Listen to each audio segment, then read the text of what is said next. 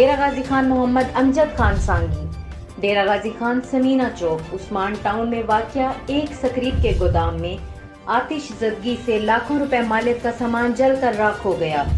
Usman town में खौफनाक आतिशज़दगी से करीबी इमारतों को भी अपनी लपेट में ले लिया।